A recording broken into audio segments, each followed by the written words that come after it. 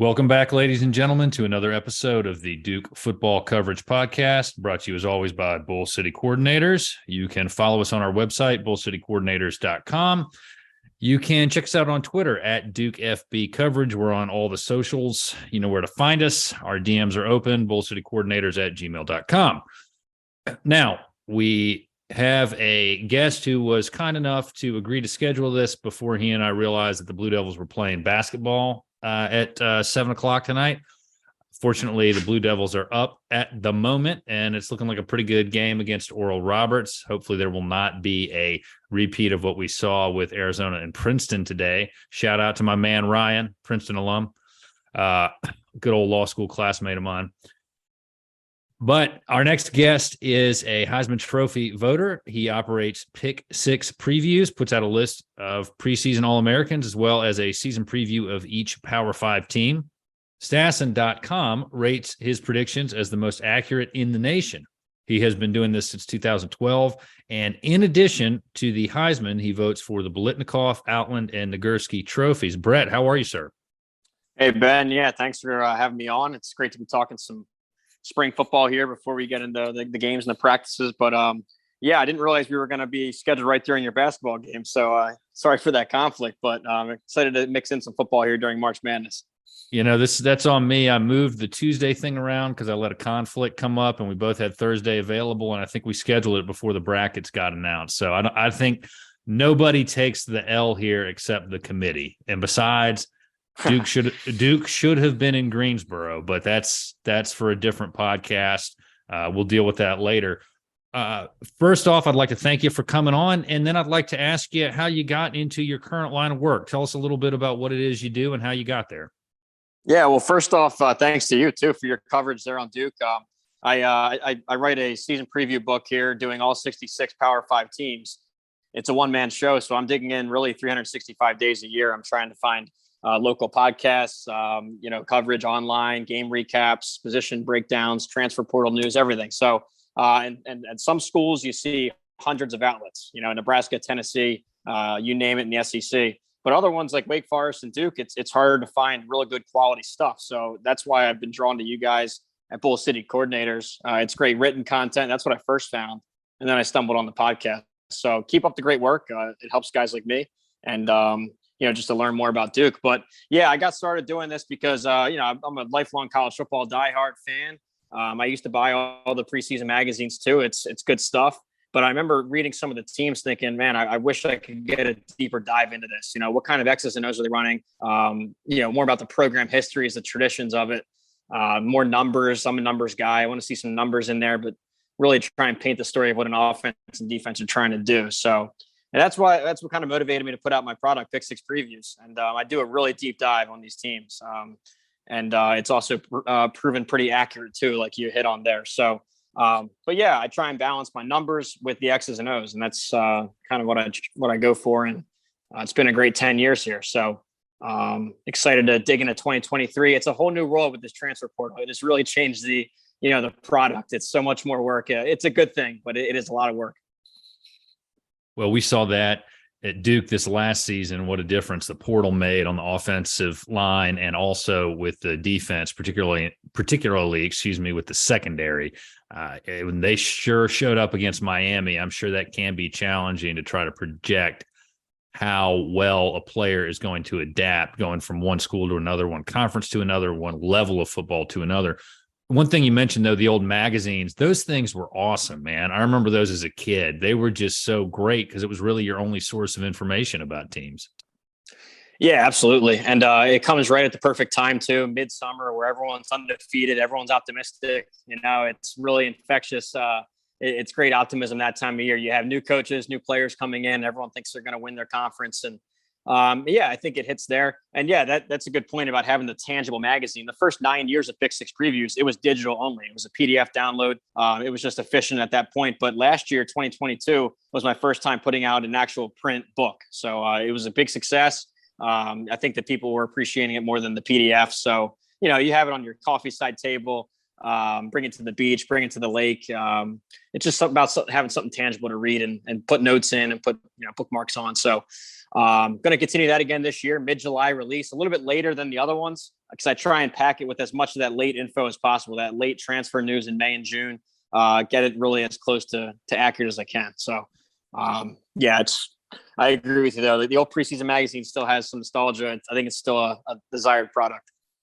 Well, where can we get your magazine when it comes out? Where would we go to get that? Yeah, it's pick6previews.com. And that's the only place I'm selling it. It's not in stores yet or anything like that. It's just direct from the website, pick6previews.com. In the meantime, follow us at Pick6 Previews. And I'm doing college football stuff all day, every day on there, showing some of my numbers, highlighting when I'm talking to head coaches and coordinators. I try and talk to as many as I can. I think I hit about 30 Power 5 head coaches last year, a bunch more coordinators. So whenever I have one of those talks, I put it out there. And so, yeah, it's a full year thing, but the product does come out in mid-July. Well, I want to ask about, you mentioned talking to coaches and coordinators. How much do you actually get from that, or is it all football speak and coaches speak? How helpful is that to you? Or do you have to kind of read through and sift through a lot of stuff to make sense of it? Yeah, definitely. You have to have a certain ear for it. I mean, they're never going to flat out tell you a lot of stuff you want, but a lot of it is helpful. I mean, most of the time I just ask new coaches and coordinators, what's their vision for the program? What are their goals? How are they going to change things, or what things do they want to keep the same? Offensive schemes and styles. Again, the guy's not going to break down his whole playbook and, show his whole hand of cards, but generally and thematically, you can kind of pick up what they're trying to install there. And you see it reflected through some spring practices, and really the types of players they're recruiting too. You can get a sense, but yeah, I like to get some high level stuff, just some personality stuff, and talk about some player personnel if they're willing to. Some coaches are more guarded. Some will go, talk your ear off for an hour. I had head coach in Minnesota, PJ Fleck. I usually ask for 15, 20 minutes. I don't want to overburden guys. I'm very thankful for their time.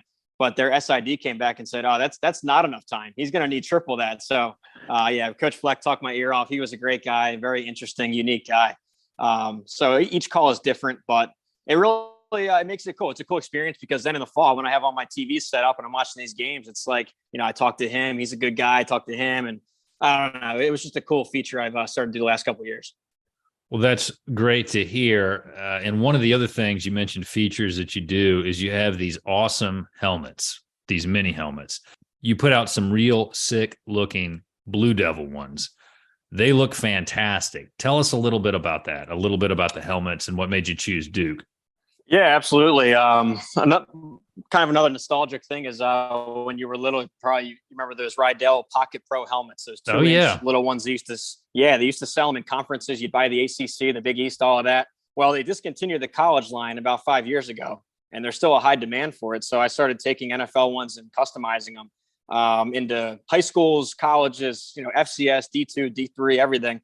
And then I did some team sets too. So the one you're referencing there with Duke, it's almost every design back to the 60s. I have some of those old white ones from the 60s and 70s, the script designs, the silver script, the blue script helmets, then the more modern D logo that you see from basketball. But I have a Duke set going. I have about 30 different Power 5 sets going. But people love it. It's a good stocking stuffer during Christmas. It's a good thing for the man cave, the sports room of the house. But it's funny. There's collectors for everything, man. You get requests that are crazy, some throwback D2 requests and all kinds of stuff. But you can find that too on my website, or email me, Brett at pick6previews.com, or on Twitter there. So also eBay if you're into that too.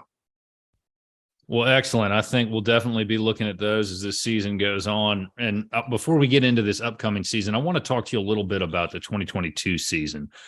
And other than perhaps the Blue Devils, which team surprised you the most looking back at 2022? Yeah, well, that's kind of the perfect category for a Duke podcast, because it's really 1A and 1B. I mean, 1A that really got all the national headlines was TCU. I mean, they went undefeated in the regular season. New first-year head coach, Sonny Dykes, really turned them around. You had a Heisman frontrunner and candidate for a while, and a playoff team. And not just that, but from the Big 12, with Oklahoma and Texas being the headliners, and they're leaving for the SEC, it's a non-Texas Oklahoma blue blood that really wins the conference's first playoff game. So I thought that was the biggest surprise. But really right there, 1A, 1B would be Duke. I know it didn't get as much national headlines, and it's something where I really discovered it more when I was going back through the numbers in preparation for this book. digging into just the statistical improvement that both sides of the ball had for Duke. Number 4 overall improved offense, and then number 2 overall improved defense. So both sides of the ball. I know this isn't news to your listeners, but as a guy that covers 65 or 66 of these programs, that started to stand out. Then you watch back some tape, and you found a gem with Riley Leonard. Showed he was a dual threat. He led the ACC in rushing, but had some clutch drives throwing the ball. That Wake Forest game was really the headliner. Not to get off topic, but back to that accuracy point, that Duke Wake Forest game went a long way in the accuracy points this year. And I know that I had Duke dead last in the Coastal, so I didn't pick up any points there. The issue was that it was unanimous. Every single book in America had Duke picked last in the ACC. So there was no net gain there, but I was selling Wake Forest big time. So Duke helped me out there. I'd say that was the biggest surprise. But I'll say this, though. I got to talk to Coach Elko last preseason, about a month or two after he was hired. And, well, it didn't change my opinion too much for 2022, and I was wrong there. I remember thinking that this guy's going to be a winner. I mean, he built consistently strong defenses at A&M, Notre Dame before that, Wake Forest before that. And that was the one that caught my eye because it's kind of a similar football and an academic profile and school size. And there's a lot of similarities with Wake Forest. So that he was able to pull off some great defenses there, I thought, hey, it might be a couple years, but it's going to convert down to Duke. And it just happened quicker than I had assumed. Well, there were a couple of things that you mentioned there that I want to follow up on. So hopefully I won't forget all of them. But you mentioned the Duke-Wake similarity. The conference, if it wants to continue to exist, and we'll talk about that later, but the conference needs to make that a bigger football rivalry. Agree?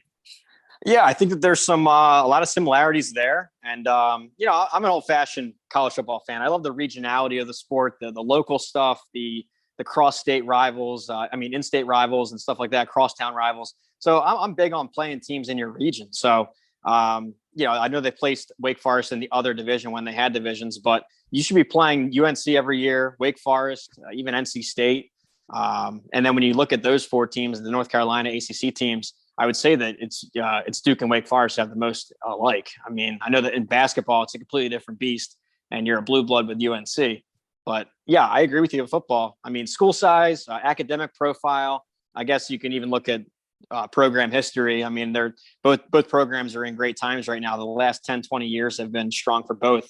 The 100 years before that, not so much. So, a lot of intrigue there, and it was a great game to cap off the season for you guys.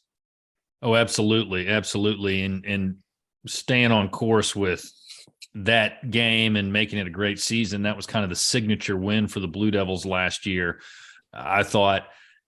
But let's delve into a little bit. You mentioned you picked them to finish dead last. I don't think I was that far off. I think we both had them at 4-8, although we thought they would be better than what they were given where they had been. I don't think that was an unreasonable pick by any stretch of the imagination. And I'm just curious if you got a sense for what was most responsible for the turnaround, just from your view on it. I think most everybody would say Coach Feely is right at the top of the list, but what would you say was the biggest reason for the turnaround last year? Well, there's a bunch. I think right away we'll start a quarterback. That might be the lazy answer, but Riley Leonard really played well. I mean, like I said, led the conference in rushing, efficient throwing the ball, a powerful run game now. Got some offensive line push, opened up play action, opened up intermediate and deep balls. Other numbers they improved on. They were the 5th most improved in explosive passing, 6th most improved in my offensive line run push number. But here's the key, and I think that the real answer to your question, it's takeaways turnover battle. Because if you look back at 2022, I think they gave the ball away a lot, and they couldn't get it from other teams. And the whole script flipped this year. Leonard really cut down on his touchdown to pick ratio. And then when you look at that defense, they were a turnover machine. I think it was 8 turnovers in the Miami game alone. But it was really a symbol of the whole season. I mean, they came up big at certain key moments too. That final drive against Wake. So I think to answer your question in a word, it'd be turnovers. But deeper than that, I would say coordinator hires. Coach Elko himself is a great defensive mastermind, but made 2 great hires. That offense with Kevin Johns was I never thought it would click that quickly. Let's just put it that way. I liked both of the coordinator hires and Elko's hire himself, but I thought it'd be a couple of years just given how poor the 2022 season was. So Well-deserved Coach of the Year honors for building a great staff and getting this team to play to its potential. So long-winded answer to say quarterback play, I'll throw in offensive line push, and then takeaways. Well, and to your point about the offense clicking, one thing that Coach Johns has done everywhere that he's been is find a way to run the football. And we sure did a lot of that last year. It was very effective, and we can turn into 2023 now. And without getting into Duke quite yet for 2023, I want to ask you what you're kind of expecting from the ACC as a whole next season. Yeah, well, they tend to surprise us. I mean, they used to call it coastal chaos, right? That, of course, is gone, unfortunately. I miss having the divisions. But last year coming in, the one thing I was sure of was that this was going to be the quarterback conference. I think everybody was on page with that. You could go 8 or 9 guys deep of these great quarterbacks, and it didn't happen. I mean, the guys you didn't expect had great seasons. The front runners didn't. The Pac-12 took over the quarterback title last year. So what to expect from this year? I think you have more teams catching up to Clemson. I think that the years of Clemson being far and away the dynasty in the conference, I think that's coming to a close. I think Florida State's right there with them at the top. On a conference level, I'm interested to see some of these second-year coach bonuses here. I'd like to see a big jump from first to second-year coaches. Duke already had the jump, but I mean, you want to see if he can prove staying power at Duke. But then you have the Virginia schools with Brent Pry and Tony Elliott. I want to see them in their second seasons. Miami, Mario Cristobal. I still believe in it. I know that we've been talked into 4 or 5 different Miami hires by now, but this one's different, right, Ben? We say that every time, but this one does feel different. So I want to see that again.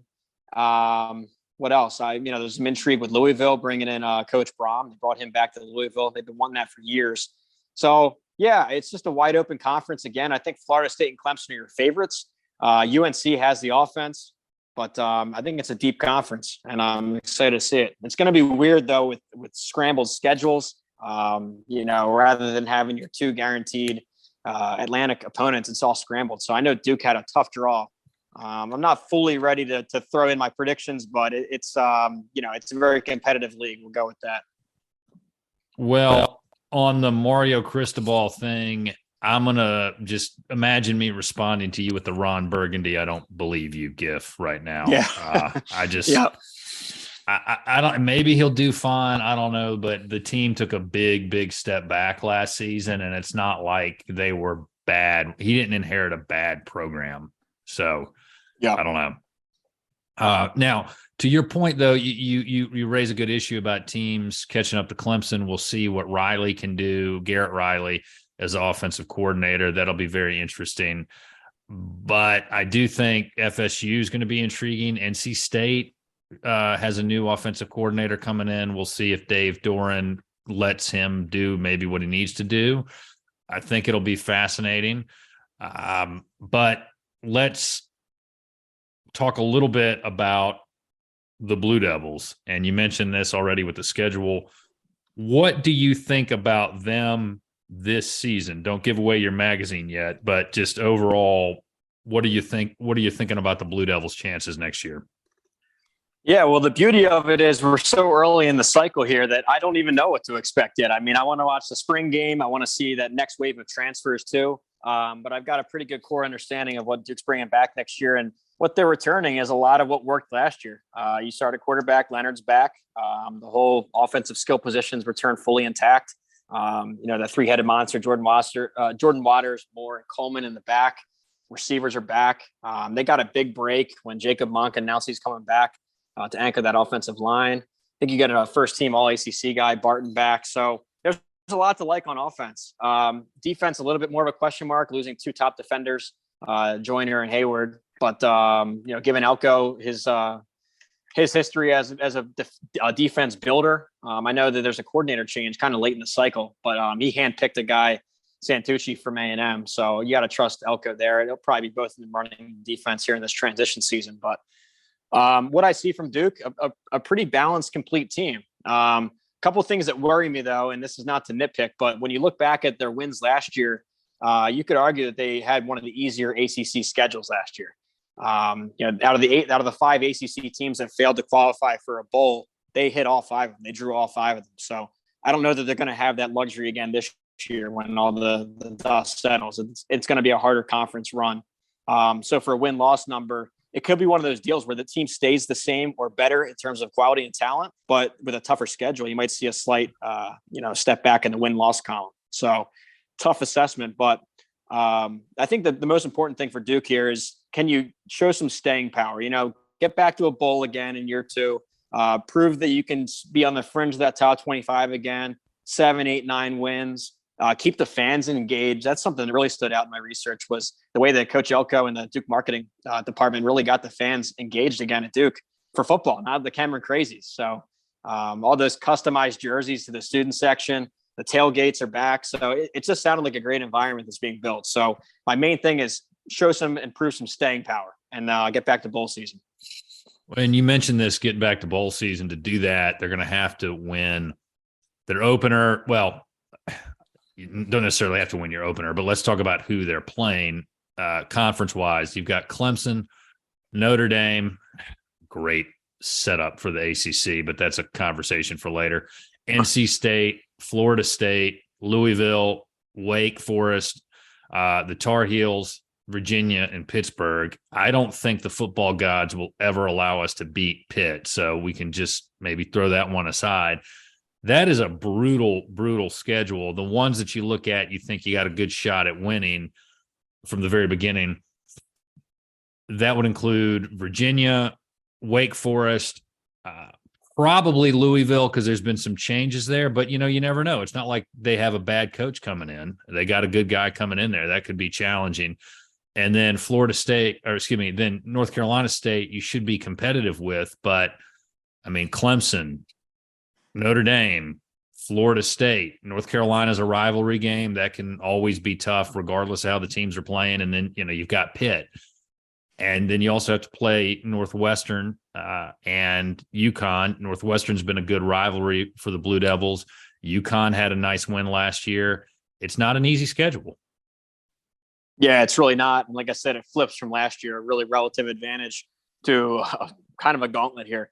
I think you win those 3 non-conference games in September, the Lafayette, Northwestern, and UConn games. Northwestern was pretty brutal this year, one of the worst Power 5 teams out there, barely in front of Colorado for the worst in the country there, Power 5. So I think you win those 3. UVA, I'm not very impressed with what's happening there football-wise. I don't know about the Tony Elliott hire yet. It was a smaller sample size. They had a couple games canceled down the stretch for obvious reasons, but I think Virginia's winnable. So there's 4. And then you start to peel it back a little bit. Wake Forest will be a battle, but possible. Louisville possible. NC State possible. So yeah, the ACC is always razor thin with these margins. A lot of one-score games. You just got to win takeaways again, and you might come out on top of some of these. So I think a bowl return is a serious achievement if you can pull it off, just given the schedule. So I'd hate for Duke to go 7-5 and for fans to be down about it, because 7-5 against the schedule, or 8-4, even though it's one less win from last year, that's a huge accomplishment. So just keep the momentum going is the key. Oh, I agree with you. In fact, in my mind, if the Blue Devils go 6-6, I'm counting that as a victory, because that is a tough schedule. You're starting against Clemson, you got Notre Dame, you got NC State, then you got Florida State. That is a brutal 4-game stretch against conference opponents. That is not easy by any stretch of the imagination. So I think any bowl game, regardless of your record, getting there is going to be has to be a success for next season. Let's talk a little bit.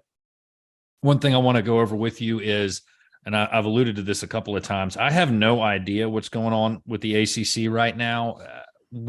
What do you think big picture looks like for the conference going forward? I was confident for a long time nothing's going to happen to the ACC. It'll be around, but it just seems like the conference is treading water at the moment. Yeah, well, first off, I'll throw a disclaimer in. I'm not really the expert on conference realignment and the ins and outs, the rumor mill. It's been crazy following the Pac-12 and Big 12. I've almost kind of tuned it out. I got to focus on this book and get this thing written and researched.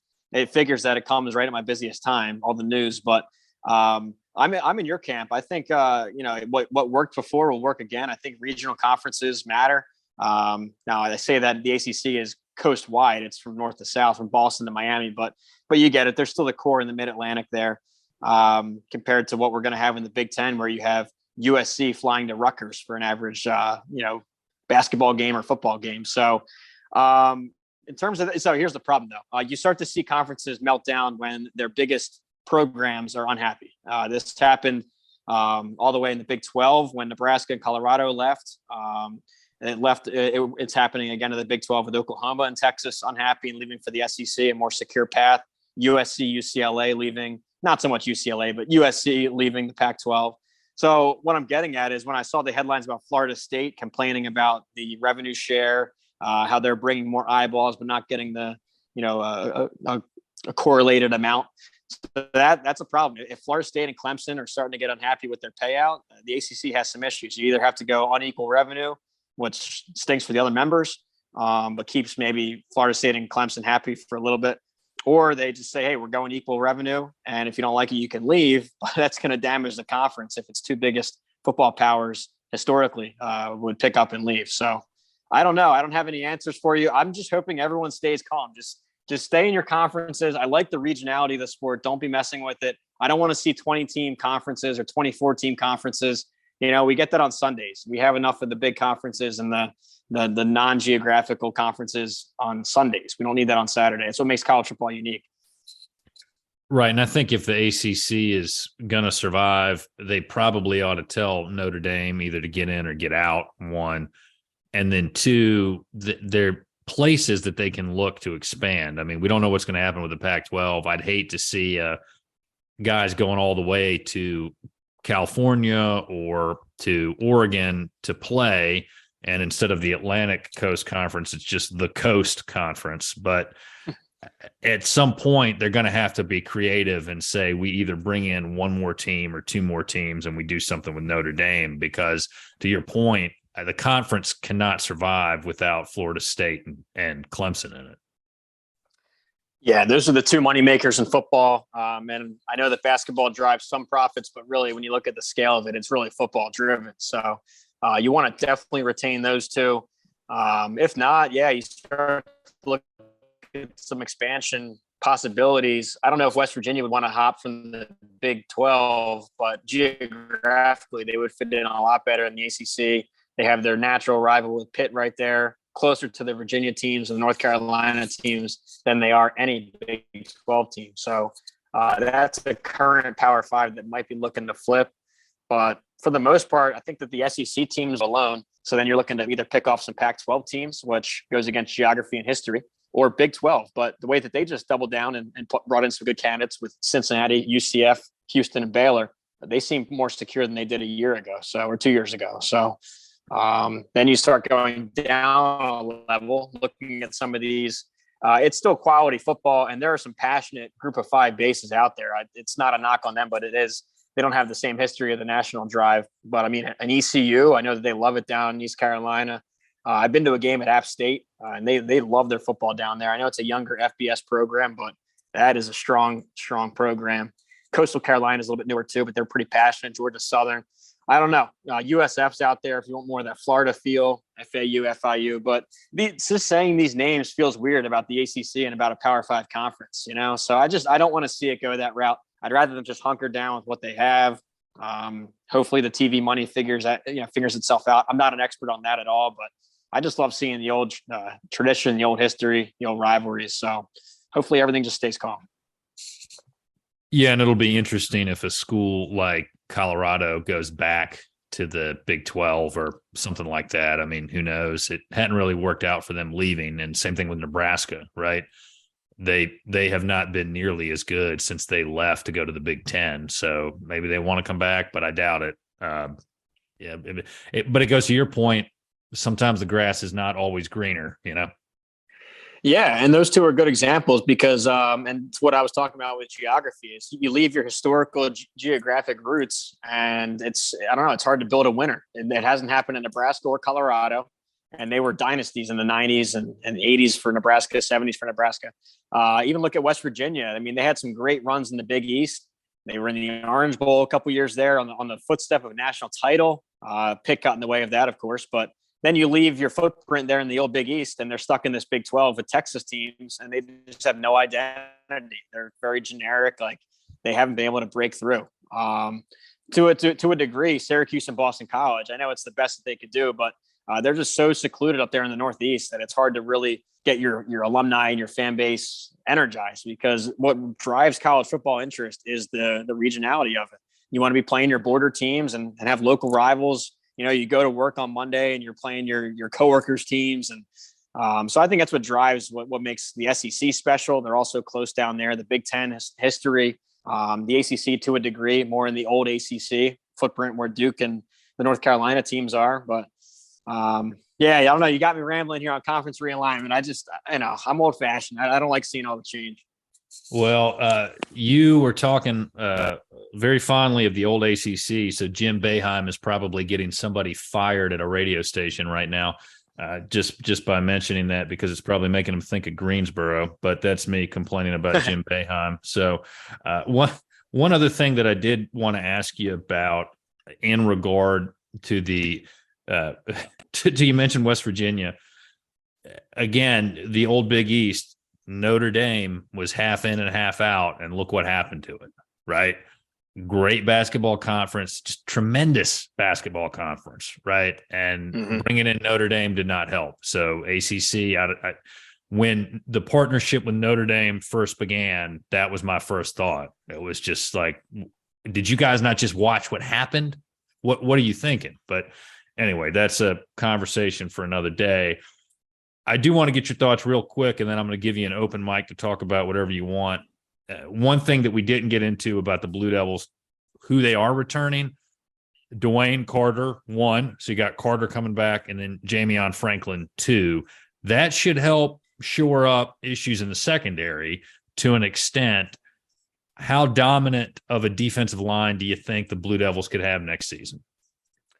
Yeah, that's going to be the strength there with both defensive tackles back to build around. I know Elko loves his 4-2-5 base. So right there, the middle of that defense is fortified.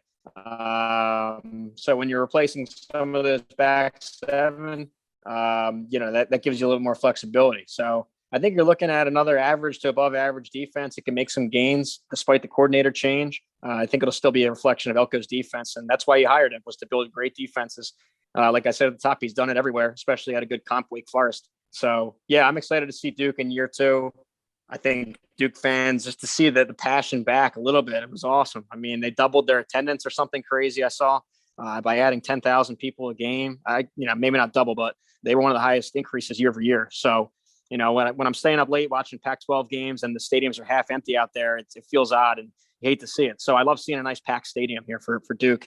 But yeah, so I think the offense is going to lead though a little bit this year. I think that with all that returning production together intact, another season starting for Riley Leonard, another year for Coach Johns to build in more of his offense. I think that's going to, even elevate further than it was. So I'm excited to see it. Well, Brett, you have been very kind. You've taken some time to come on here and chat about a bunch of stuff that I wanted to ask you about. What I'm going to do now is what I do for every guest. I'm going to give you an open mic and let you talk about what you'd like to talk about. So the floor is yours, sir.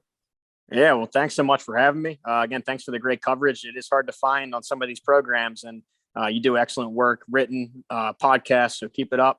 Congrats, Duke, for their turnaround season, and good luck, Duke, with their basketball tournament here. Hopefully you don't fall like Arizona did a few hours earlier before we recorded. So good luck there. I think for the open mic, you were talking about what needs to happen for the ACC to survive and to thrive. And I don't know the TV stuff as much, like I said, but what I do know is recruiting and the regionality of the game. And you look at the ACC's footprint, especially from Maryland down, and geographically, the ACC is sitting on a landmine. I mean, it's really taking off. Some of the high school demographics of football within the conference where you couldn't say that maybe 10, 20, 30 years ago, school football. And you have, 6 Florida and Texas, California. So what I would get at here is for the ACC to thrive again, you got to keep the in-state talent home. You really got to hit home on this footprint. There's enough talent there. There's enough firepower there. You saw it a little bit with Mac Brown and UNC right away. He landed some top 15 classes. I think they got to develop a little bit better over there, but you see the intent was there to really hunker down home state recruiting. I talked to Brent Pry, the head coach of Virginia Tech. That was his main goal right away, was get Virginia high school kids back to Virginia Tech. He had mentioned that, he was the coordinator for Penn State for probably 6 or 7 years. He would have Virginia prospects come to Penn State. He would get them on campus at Penn State before they even visited Virginia Tech. So that was a failing of the prior regime he wanted to fix. But you go right down the list. I mean, all these teams, I know that Duke and Wake Forest are a little bit different with academics, and they have a little bit more of a national recruiting profile. But even still, there's so much talent in this footprint that I think for the ACC to thrive, you got to keep the talent home, win some battles against the SEC in recruiting, have Miami rise again to be nationally relevant and keep some of that South Florida talent home, have Florida State and Clemson keep waving the national flag for you. And it's a deep conference. So that's what I'd like to see the ACC do. I agree. I think that'd be great. And Brett, thank you so much for coming on. I enjoy your coverage. I appreciate you taking the time. And I'll say what I said last year about the Blue Devils around this time when I picked them to go 4-8. I said, I'm picking them to go 4-8, but I really hope I'm proven wrong. I was proven wrong last year. Like I said, 6-6. I think that's, certainly in a range that Duke could look at. I'm going to hope I'm going to be wrong again, and they're going to do even better. So that would be a great way to get the conference rolling again. Also, Florida State doing well. But Brett, again, thank you for coming on. I enjoy all your coverage. I enjoy everything that you do. It's been great keeping up with you. I'm definitely going to be reaching out here soon about those mini helmets. Those things look amazing. Everybody go check them out. Those Duke the Duke ones look just great. And as always, you can follow us on our website, bullcitycoordinators.com. You can check us out on Twitter at DukeFBCoverage. Our DMs are open. Send us an email, bullcitycoordinators@gmail.com, and you can listen to us anywhere you get your podcasts. Now, got to turn back to the basketball here. Let's hope we get a win. I think it's around halftime. I'm not sure what the score is, but I'll say it for basketball, and I will say it for football. As always, go Duke.